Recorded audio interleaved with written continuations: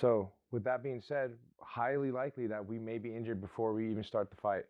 This course is designed to teach you how to do self-aid, because there's plenty of classes teaching you to apply to other people. So the angles are a little bit different when we're trying to focus on ourselves.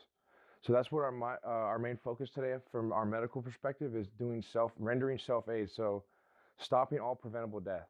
I always tell people in my classes is you can do everything right and still lose people. And it's an awful thing, but I just want you to know. We want to prepare you to render aid to yourself, and we try and make it as realistic as possible. So this class is a unique experience because now we're doing both sides of the house. We're it's like dueling pianos, you know?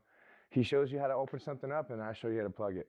And we go back and forth. At the end of the day, we're going to do our final exam. We'll talk about it a little bit later. But we're actually going to we're going to be rendering aid to ourselves all throughout the day. So we're going to be focused and proficient in that. So our main focus is going to be tourniquets. After that, we'll talk about wound packing, thoracic trauma. We'll talk about that a little bit, and wound burping. And then we'll also talk about, if we have time, improvised tourniquets and stuff. So just, kind of start thinking about it. What do you carry on your person daily? What do you have to defend yourself, and what do you have to help yourself or help people? And we'll talk about EDC stuff at the end of class, and I'll show you guys what I actually carry every day. Been in the martial arts for 21 years, done very much martial arts, anything from wrestling, boxing, BJJ, Kung Fu. I'm kind of a martial arts slut. The blade, nothing scares me more than a knife. Yeah. And I think I spent a lot of time investigating that just because it's just absolutely terrifying.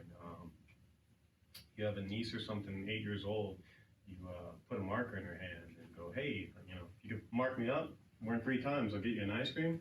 Guess what? No matter how much training, there's a good chance you're getting marked up, and just think of that escalation.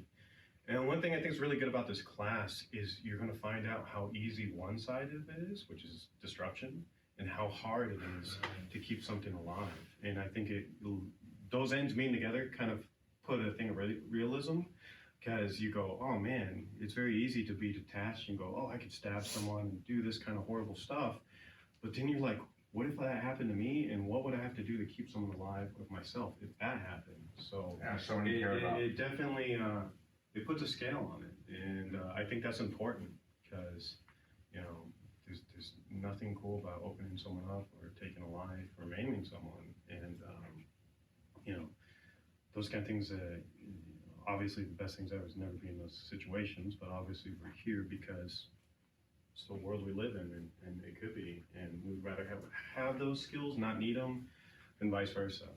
And get yourself in that headspace of you might have to use this. Hopefully you never will. I pray to God not one of you will have to use any of this on either side of this, the violent side or the medical side. But I want you guys to get yourself in the headspace that you might have to use this, and what you walk away with today might save your life or someone you care about.